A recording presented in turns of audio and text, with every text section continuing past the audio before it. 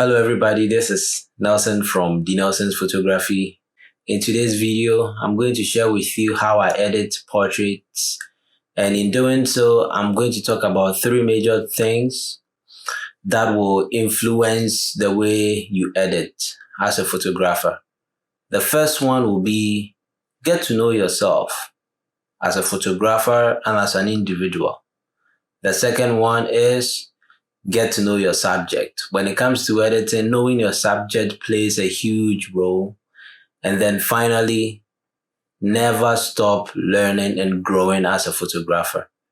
And these will be what we'll be talking about today. We'll head over to my computer and I'll show you how I go about editing. And whilst I do that, I'll be sharing with you and talking about these three major things. So right here on the left side, I have developed presets over the years that helps me edit faster. Presets are great. They are great starting points for editing. And over the years, I've come to know certain things that I like, and I've built them into presets that I continue to adjust over and over and over again. Today, we are not going to use these presets. We are going basic. And I'll close this. We are going basic right here.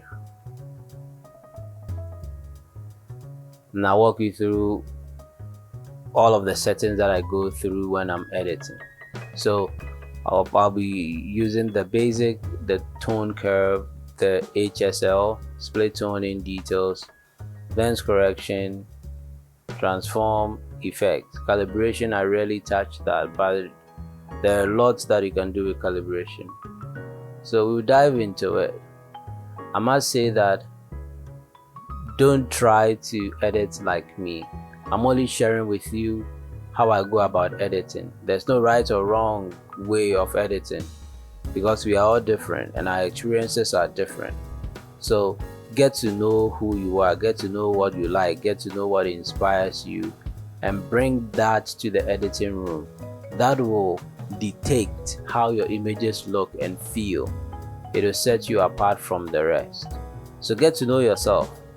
We all have experiences. If you've gone through trauma or if you had a happy life, all of these can be harnessed and used when you are editing so that the pictures that you edit will be truly you. I call editing as a creative signature I put on my images versus putting watermark on there. Some people's editing is very distinct. They don't need to put watermark on their images for you to recognize their images. You just see it just by the feel of it, and it comes with coming to terms with who you are as a person. So we dive into it. This I shot with my Nikon D750 and I shot it with a 35mm 1.8. This is straight out of camera. I will increase the exposure a little.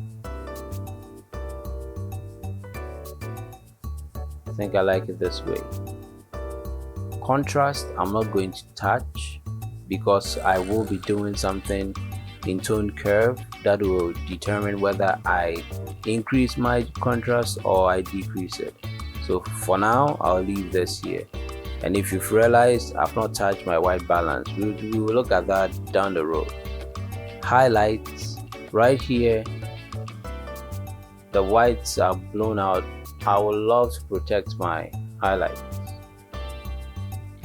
So I'll come right here, I'll reduce, bring back some details into my highlights.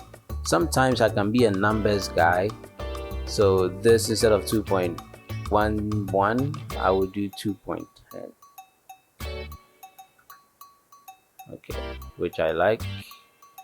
This one, instead of -89 I'll just do -90.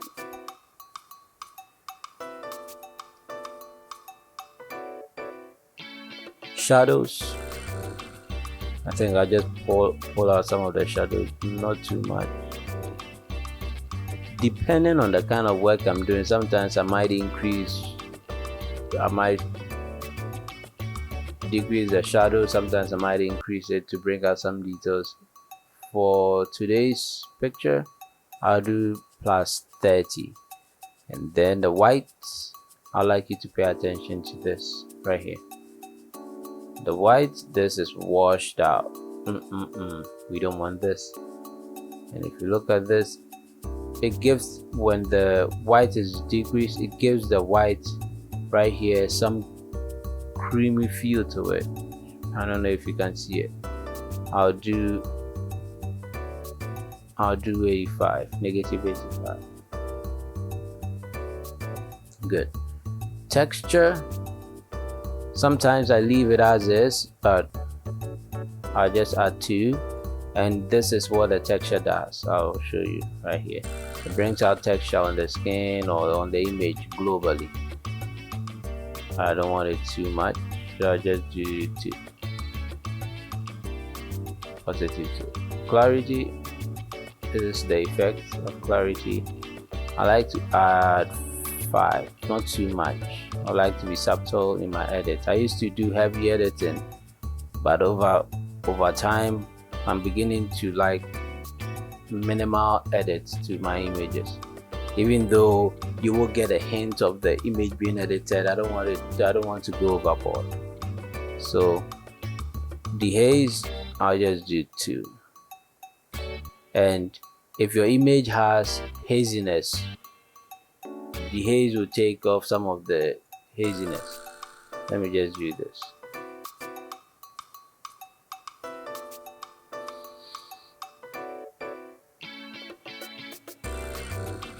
But for today's editing, I won't do anything to the haze. I'll just leave it at 0. Vibrance, I like to do plus 5. And saturation, I do negative 5, just to balance it. I think that'll be it for the basic. That's just it. Okay, now I go to split toning.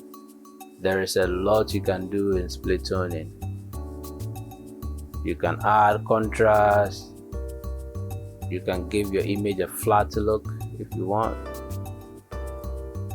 Using the S-curve, there's so much you can do. So much right here. You can bring this out. You can increase contrast.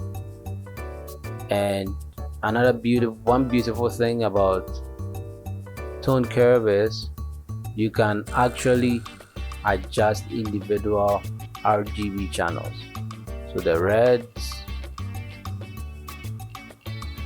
you can adjust those to create specific feels to your image. You know, there's a lot you can do. And after setting a particular tone curve, you can even go ahead and save it. And if you look at here, I have saved different tone curves, drawing inspiration from certain photographers that I've seen over the years. And I've come up with my own, which is pink skin, which I use for all my images. So instead of playing with the tone curve, I just click on this, and that takes me to where I want to be.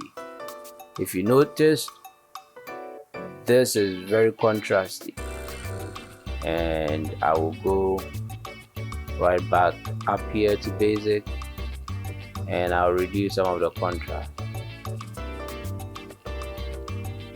Okay, I think I'll do negative 85. Negative 85 would be where I want to be. Okay, and now I'll be playing with my white balance. I notice my skin is magenta, and I don't want the red feel to it, so I will add a little bit of green to take out some of the magenta.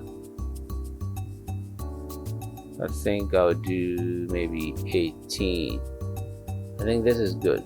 It's 2, and I will add a little bit of blue to kill some of the yellow. It's just too much. Editing is It's a matter of preference. I think this is good. I'll keep this at that. I'll close the basic, and then I will go to HSL, the hue, saturation, luminance, and I would like to add a little bit of yellowness to the skin. I don't know the name of this tool. My friend Melvin taught me. I don't really know. If you know the name of it, please let me know. You click here and you can sample specific colors. You can drag to the left, to the right. You can drag up and down, and that will change the colors that you've sampled.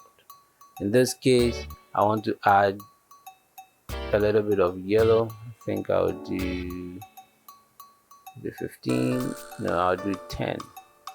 Okay, I'll do 3, and then the orange will be 10, which is fine. Saturation, the green is too much, so I like to reduce the green saturation just a little. I think I might do just 15. 15 will be good. Negative 15. Right here 15. Okay, so that is looking good. I'll go back to hue, because this green, I like to add a little bit of yellow to it.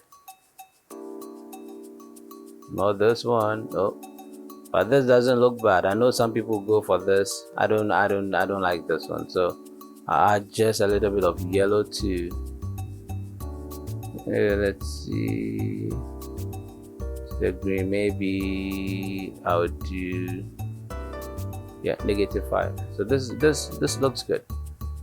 Luminance, I like to brighten. I like to get the skin a glowy feel to it, so I will increase this. I think 20 is fine, or maybe 25, maybe 30. Okay, that's good. Let's see, before and after, which is not bad. Good. So I will close the HSL tab and I'll open split toning. There's a lot you can do with split toning too. So many things you can do. So many. And this is just me playing. Not bad. Okay, but I've edited this before. 60 works for me. 60 adds a little bit of golden yellow to the image. I like a golden feel to the image, but I don't want it too much, so I'll just do 5. This is the way. You won't notice it. It's very subtle, which is what I'm going for. And saturation, no, the shadows, I would do 270, which would give me purple. I'll do purple color psychology. I'll type this in and I'll just read this out. Purple, often associated with luxury, power, wisdom, creativity, magic. It is the balancing color between red and blues color psychology. Light purple has a more feminine energy. Bright purple is associated with richness and royalty, and dark purple represents sadness and frustration, according to color psychology. So right here, I add a little bit of purple to my image just because of what I've read and what I know about the color purple. It's very subtle. I don't go overboard with it. I just add 5. It's very subtle, not too much, but I just do that just for color psychology. And I will close that. Always continue to learn. I know the way we edit bear our creative signature, but sometimes we have to be open to honest, constructive feedback. I know I used to not edit this way. My greens were very pale and washed out, but my wife kept telling me, oh no, the green, make it this, make it that. No, the skin color is this, the skin color is that. Over time, I realized, no, there's room for me to adjust the way I edit. And I started listening to my wife. But before then, I used to edit heavily. So never stop learning. Be open to constructive feedback, and when you receive these constructive feedback, run with it. Okay, so we will go to details. Right here, I like to reduce noise. So the noise reduction, I like to do 25.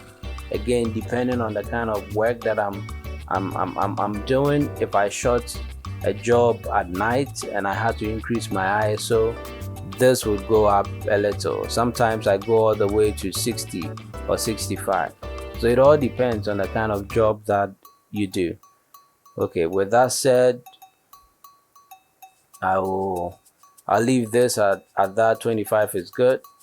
I'm all done with details. I'll close that up and I'll go to lens correction.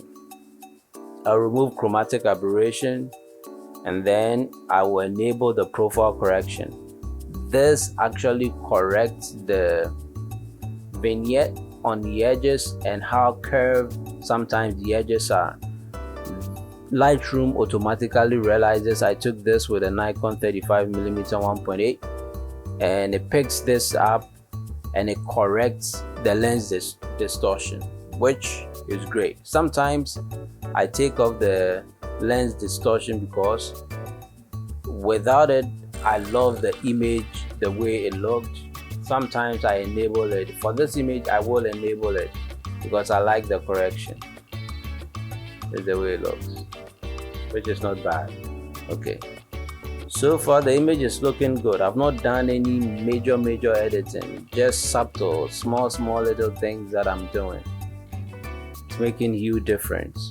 Transform, sometimes if I take pictures of architecture or places where there are vertical lines and I would like to straighten them, I'll just do level or I'll just do auto and that will automatically level the image for me. But for this image, I'm not going to touch it. Effects. Now, when I do personal projects, I love to edit the pictures just the way I like. Sometimes I increase the grain. I just do whatever I would like to do with the image. Recently, I don't post that much on Instagram. I don't post. It's been a while. I've realized that I get too attached to reviewing the images on screen over and over again, and also I get fixated on what people comment about the pictures. So this year I decided to just hold all my images close, edit them the way I like, appreciate them, and I have Planoly. I have all the pictures that I plan on posting in the future. I have all of them in Planoly, and hopefully I will auto schedule them for them to post down the road. But I use that to just look at how my pictures look on Instagram and not necessarily have to be on Instagram. So with this one, I would like to add some grain. I've realized that 23 works for me. I like the feel of 23.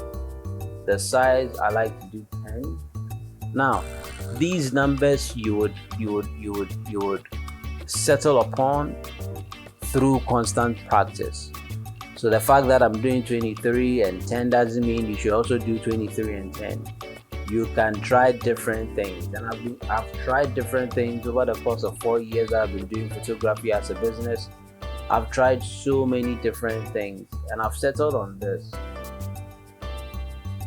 And this is the way it looks. This is before, this is after. Before, after. And I love this feel.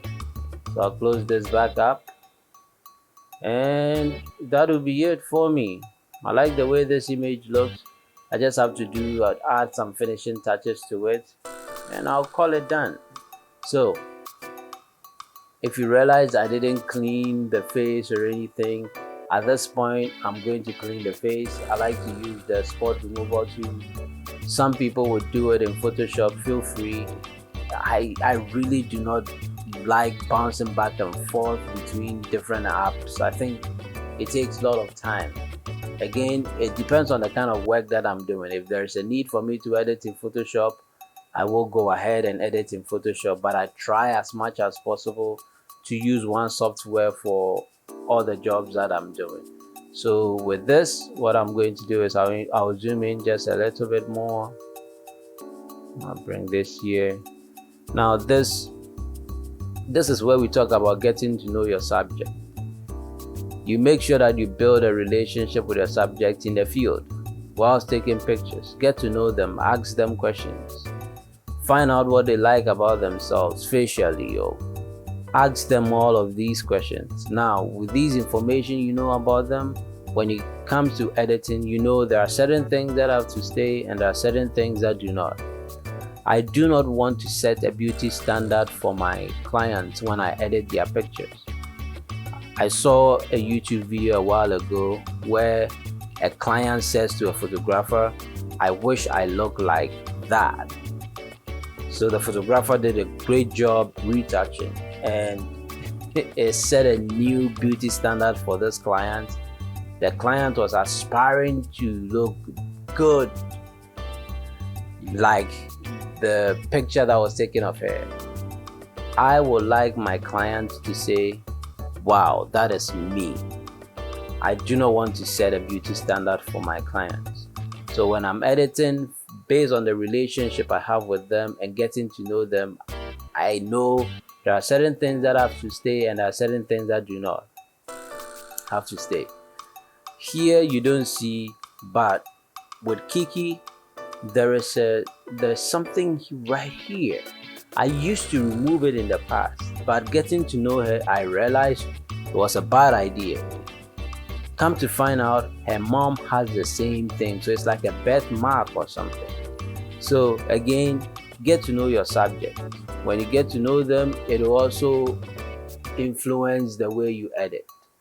So I'm going to clean some of these things. I think this will go within days, so I'll take this off. And this is my settings for my brush. So I do the heal. Sometimes I clone, but for this image I'll heal 22 for the size, feather 70, opacity 100. So this will have to go because within days it will go. Okay, so I'm just going to do this very quick and we'll pick it up.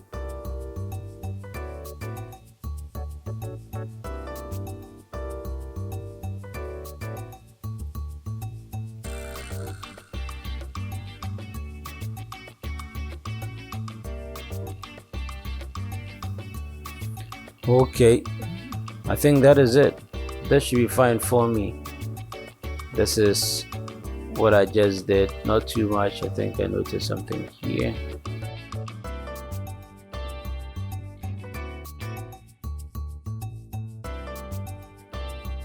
Now I'm going to do dodge and burn.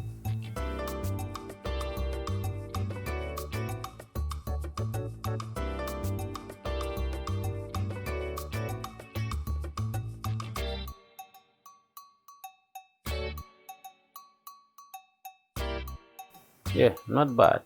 So I just do before and after, before, after, before, after, before, after. Okay, I will go ahead and pull up my adjustment brush. I already have some of the brushes saved.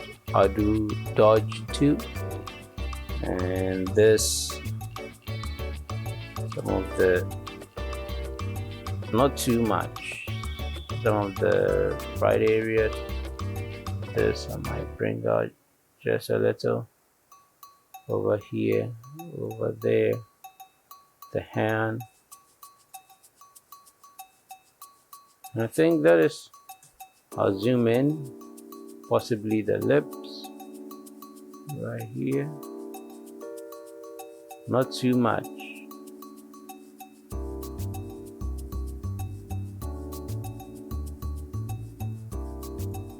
Yeah, the nose like that, right here. I like what I'm seeing. It's not bad. So I just do before and after just for you to see. See, very subtle. Okay, that's good. I'll click new, and I'll go with the burn. Okay. So this should be subtle. I think this does too much. I'll do, let's see, yep, 0.10, and then I'm right here. I think it's still too much. Yeah, 0.03 should be good. And right here, I'll bring out.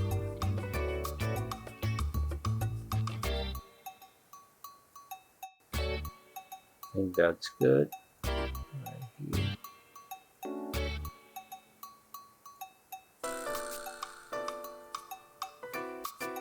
Let's see.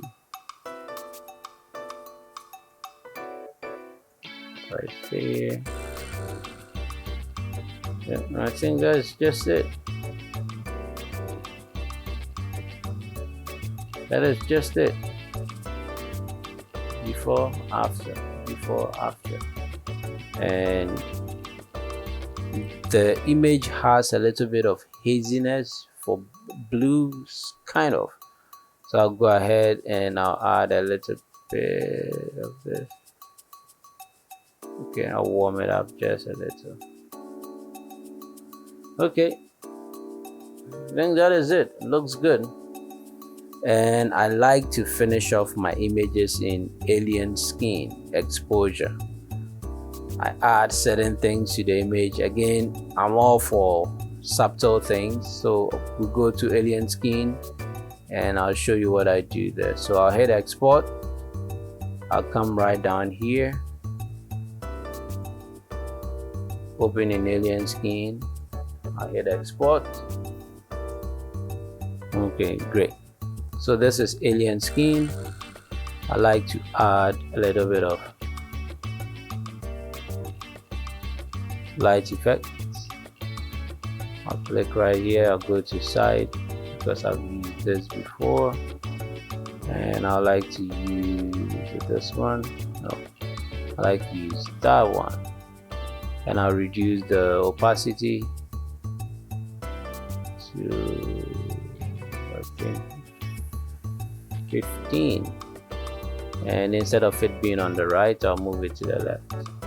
Okay, I'll click on this project location. I'll click right here. I'll move this slider just to clean up some of the red line that was here. So I just do before and after. Very subtle. Watch right here. Watch right here. Notice it? Very subtle. Okay, right there. And that is it. I just hit save. And that is it for me. So guys, that is how I go about editing my images, and I love this look. All I can do is just come to presets. I'll hit this plus up top, create preset, and I can save this preset as part of the portraiture signature pack. I type the name and I just save it, and that is it. And I can apply this look to other images, and that's it, guys. Okay, that is it, everybody. Thank you so much for watching this video. It is my prayer that everything that I have shared with you, you will use them in your work. I think the purpose for this channel will be flawed if I give you just photography tips and do not give you eternal content that will save your soul. So again, repent of your sins, put your faith and trust in Jesus Christ. Please take very good care of yourself, be safe, continue building lasting relationships.